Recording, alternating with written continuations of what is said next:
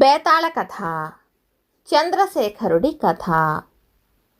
పట్టువదలని విక్రమార్కుడు చెట్టు వద్దకు తిరిగి వెళ్ళి చెట్టుపై నుంచి శవాన్ని దించి భుజాన వేసుకుని ఎప్పటిలాగే మౌనంగా శ్మశానం కేసి నడవసాగాడు. అప్పుడు శవంలోని బేతాళుడు, రాజా, అంతఃపురాన సుఖనిద్రలో ఉండవలసిన నువ్వు ఈ అర్ధరాత్రి వేళ శ్మశానంలో ఇంతగా శ్రమిస్తూ ఉండటం చూస్తుంటే నీది గొప్పతనమని అనుకోవాలో అవివేకమని అనుకోవాలో అర్థం కావటం లేదు. సాధారణ ప్రజల దృష్టిలో చాలా గొప్పవారుగా కనిపించే వ్యక్తులు కూడా ఒక్కొక్కసారి చాలా అవివేకంగా మూర్ఖంగా ప్రవర్తిస్తూ ఉంటారు.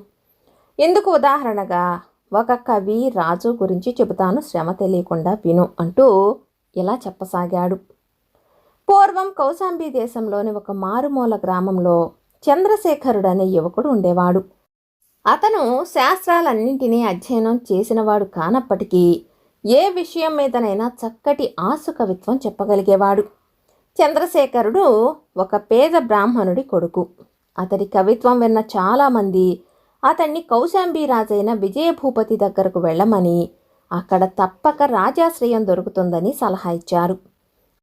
అయితే కౌశాంబి రాజ్యంలో ఒక ఆచారం ఉంది. అదేమంటే కౌశాంబిలో కల ఏ కళాకారుడైనా సరే మొదట తనకు సమీపంలో ఉన్న ఏ జమీందారునో ఆశ్రయిస్తాడు. ఆ జమీందారు దివాణంలో కొన్నాళ్ళున్న తర్వాత ఆయా వ్యక్తుల సామర్థ్యాన్ని బట్టి ఆయనే వారిని రాజు వద్దకు పంపుతాడు. చంద్రశేఖరుడికి తరతరాలుగా వస్తున్న ఈ ఆచారాన్ని ఉల్లంఘించి తిన్నగా రాజు దగ్గరకు వెళ్ళబుద్ధి కాలేదు. అందువల్ల అతను తనకు సమీపంలో ఉన్న చక్రధరపుర జమీందారు వీరవర్ధనుణ్ణి ఆశ్రయించడానికి నిశ్చయించుకుని తండ్రి నిర్ణయించిన సుముహూర్తంలో అక్కడికి బయలుదేరాడు.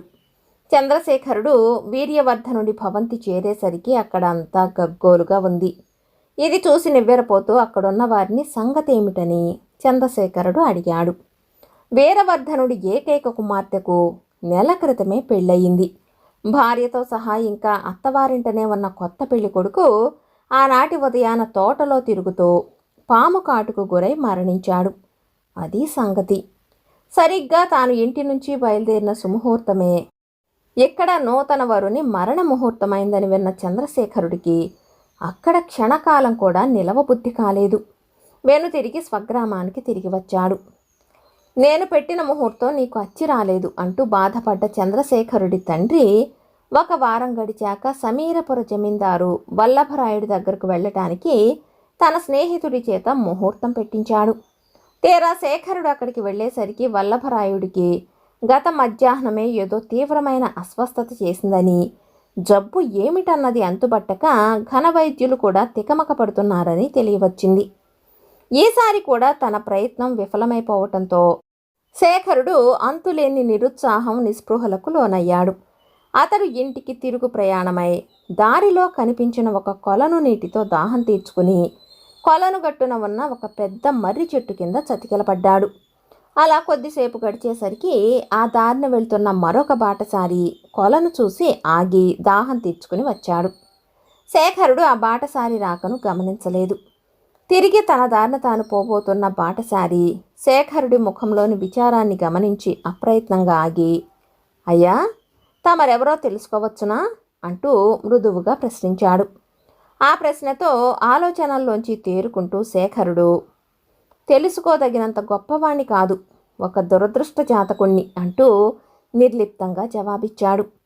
ఆ జవాబుకు కాస్త ఆశ్చర్యపడ్డ బాటసారి ఈసారి శేఖరుణ్ణి మరింత పరీక్షగా చూసి, సరస్వతీ మానసపుత్రులు, తమది దురదృష్ట జాతకం ఎన్నటికీ కాబోదు. ఏది మీ కుడి చెయ్యి ఇలా ఇవ్వండి అంటూ తాను అతడి పక్కనే కూర్చుని చనువుగా శేఖరుడి కుడి చెయ్యి అందుకున్నాడు.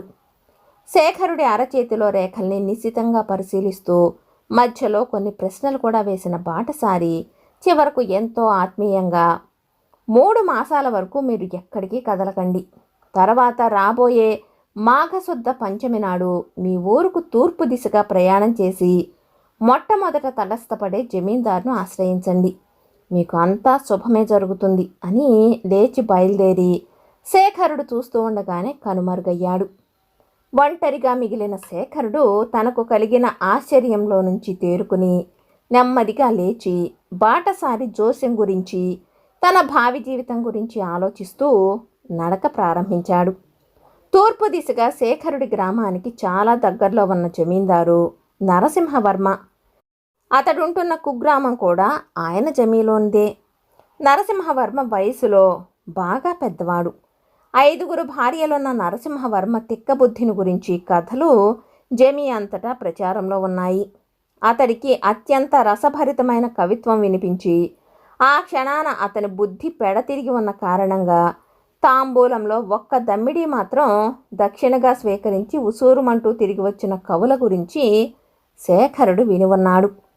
తిక్క బుద్ధితో పాటు నరసింహవర్మకు శాస్త్ర పరిజ్ఞానము రసికత్వము కూడా అంతంత మాత్రమే.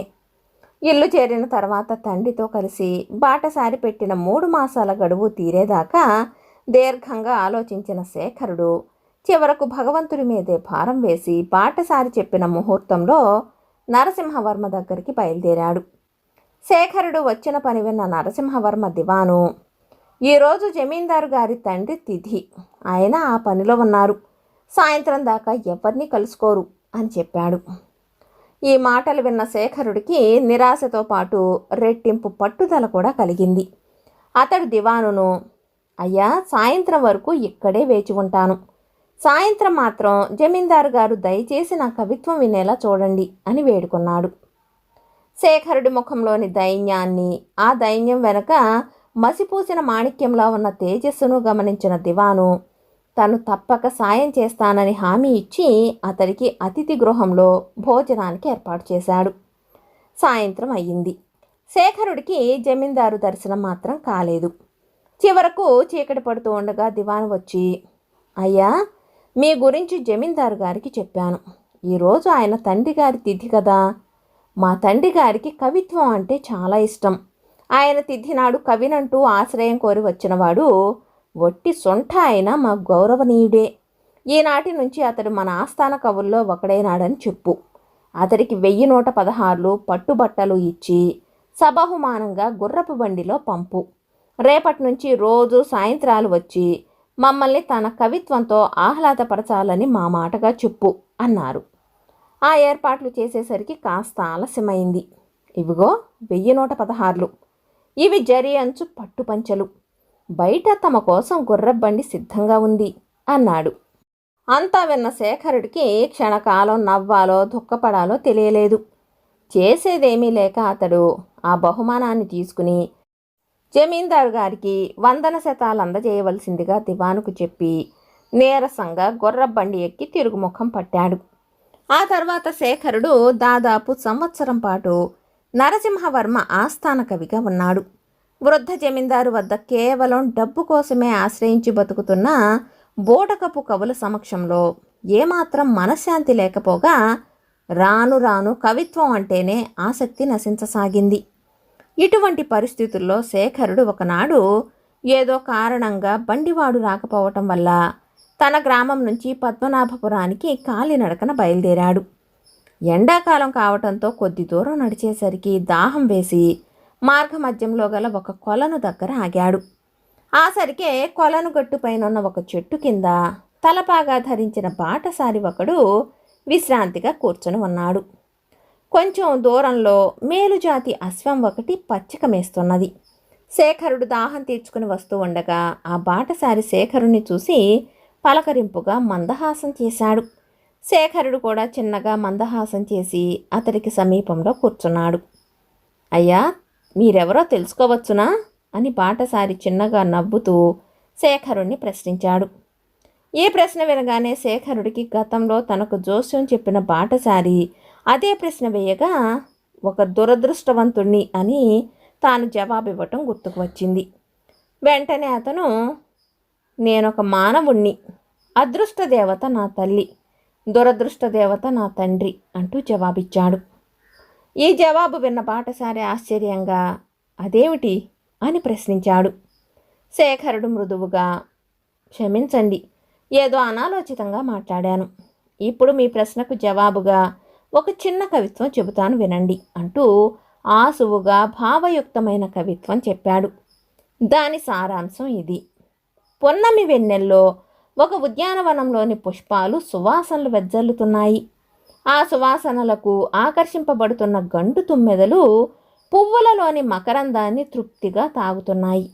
ఆ సమయంలో అతిలోక సౌందర్యవతి అయిన ఒక యువతి ఆ పుష్పాల మధ్య విషాద వదనంతో కూర్చుని ఉంది. ఇది గమనించిన పువ్వులు, ఏమమ్మా, ఇంత ఆహ్లాదకరమైన వాతావరణంలో ఒక్కరోజులో వాడిపోయే మేమే ఇంత ఆనందంగా ఉంటే వాడని కుసుమం లాంటి నీ ముఖ కమలంలో ఆ విషాదమేమిటి అని ప్రశ్నించాయి. దానికి ఆ యువతి, నిజమే, నేను వన్నె తరగని పుష్పాన్నే, కానీ నా చుట్టూ ఉన్నవి నన్ను ఆనందపరిచే తుమ్మెదలు కావు, గాలికి అటూ ఇటూ కదులుతున్నప్పుడు నన్ను బాధిస్తున్న ముళ్ళు అని జవాబిచ్చింది. కవిత్వం చెప్పిన శేఖరుడు బాటసారితో, ఆ యువతి నాలోని కవితా కన్య, ఆమెని నా గుండెల్లో దాచుకున్న దురదృష్టవంతుణ్ణయి నా కుటుంబాన్ని పోషించుకోగలుగుతున్న అదృష్టవంతుణ్ణి. ఇక వివరాలు అడక్కండి, ఇప్పటికే చాలా ఆలస్యమైంది, వెళ్ళి వస్తాను, సెలవు అంటూ బాటసారికి చేతులు జోడించి నమస్కరించి లేచి మెల్లగా బయలుదేరాడు. ఆ తర్వాత వారం తిరగకుండానే ఒకనాటి ఉదయాన శేఖరుడి ఇంటి ముందు రాజలాంఛనాలతో జోడు గుర్రాల బండి ఒకటి వచ్చి ఆగింది. అశ్వారూఢులై బండి వెంటనే వచ్చిన 2 భటులు శేఖరుణ్ణి కలుసుకుని అతన్ని రాజలాంఛనాలతో తీసుకురావాల్సిందిగా మహారాజు విజయభూపతి ఇచ్చిన ఆజ్ఞాపత్రం చూపించారు. వెంటనే శేఖరుడికి వారం క్రితం కొలనుగట్టున తాను కలుసుకున్నది మహారాజునే అని అర్థమయ్యింది. శేఖరుడు రాజప్రాసాదం చేరగానే మహారాజు అతనికి ఎదురు వచ్చి ఆప్యాయంగా కౌగలించుకుని, యువకవి, ఇక నుంచి ప్రతినిత్యము మీ కవితా మాధుర్యాన్ని నాకు పంచే భారం మీదే అన్నాడు. అంతకంటే అదృష్టం ఏమున్నది ప్రభు? అయితే ఒక్క మాట, నేను నరసింహవర్మ గారి ఆస్థాన కవిని. నాకు జీవితాన్ని ప్రసాదించిన వ్యక్తి ఆయన. ఆయనకు చెప్పి ఆయన అనుమతిని తీసుకున్న తర్వాతనే నేను మీ దగ్గరకు రాగలను అన్నాడు శేఖరుడు వినయంగా. మహారాజు ఆదరణకు శేఖరుడి కళ్ళ నుంచి ఆనందబాష్పాలు జలజల రాలాయి. శేఖరుడి మాటలకు మెచ్చుకోలుగా చూసిన విజయభూపతి, మధుర కవితా చాతుర్యంతో పాటు మృదువైన జన్మ సంస్కారం కూడా మీ సొత్తని ఆనాడే గ్రహించాను. మీ ఇష్ట ప్రకారమే కానివ్వండి అన్నాడు. బేతాళుడు ఈ కథ చెప్పి, రాజా, మంచి కవి అయిన చంద్రశేఖరుడికి మనశ్శాంతితో కూడిన చక్కటి జీవితాన్ని ప్రసాదించిన వ్యక్తి మహారాజు విజయభూపతి. నరసింహవర్మ వద్ద అతని జీవితం ముళ్ల మధ్య గులాబీలాగా గడిచింది. అందుచేత అతను జీవనదాత అంటూ ప్రశంసించదలుచుకుంటే మహారాజును ప్రశంసించి ఆ కృతజ్ఞత ఆయన పట్ల చూపాలి. కానీ అందుకు విరుద్ధంగా ఉన్న శేఖరుడి ప్రవర్తన అవివేకంగానూ మూర్ఖంగానూ లేదా? ఆ అవివేకాన్ని, మూర్ఖత్వాన్ని జన్మ సంస్కారం అంటూ ప్రశంసించిన మహారాజు ప్రవర్తన మాత్రం ఏమంత న్యాయంగా ఉంది? ఈ సందేహాలకు సమాధానం తెలిసి కూడా చెప్పకపోయావో నీ తల పగిలిపోతుంది అన్నాడు. దానికి విక్రమార్కుడు, మనిషి జీవితం కళ కంటే ముందుగా భుక్తితో పెనవేసుకుని ఉంది. ఆ కారణం వల్ల శేఖరుడి కుటుంబానికి అన్నదాత అయిన నరసింహవర్మ అతడి జీవనదాత కిందే లెక్క. పోతే అరసికత్వం నరసింహవర్మ స్వభావం. దాని గురించి ప్రస్తావించటం అంటే అతడిలోని లోపాన్ని వేలెత్తి చూపటమే. అటువంటి కుసంస్కారం శేఖరుడిలో లేదు. అందుకే అతడు తన మనసులోని బాధ కొద్దీ కవిత్వ రూపేణ తన పరిస్థితి చెప్పుకున్నా నరసింహవర్మ పేరును మాత్రం మొదటి నుంచి బయటికి రానివ్వలేదు. అందువల్లనే మహారాజు మృదువైన జన్మ సంస్కారం కూడా మీ సొత్తని ఆనాడే గ్రహించాను అని ప్రశంసించాడు. అది మహారాజు గొప్పతనం. పోతే మహారాజు ఆదరణకు, ఆయన తన పట్ల ప్రవర్తించిన తీరుకు శేఖరుడు మనసారా రాల్చిన ఆనంద బాష్పాలే అతడు మహారాజుకు సమర్పించిన కృతజ్ఞాంజలులు, ప్రశంసావాక్యాలు. ఏ కవితాత్మకమైన శబ్దము వాటిని మించిన కృతజ్ఞతను గాని ప్రశంసను గాని ప్రకటించబోదు. అందుచేత శేఖరుడు, విజయభూపతి ఇద్దరు మేధావులు ఉత్తములే కానీ మూర్ఖులు, అవివేకులు ఎంత మాత్రము కాదు అన్నాడు. రాజుకి ఈ విధంగా మౌనభంగం కలగగానే బేతాళుడు శవంతో సహా మాయమై తిరిగి చెట్టెక్కాడు. కథ కంచికి మనమింటికి.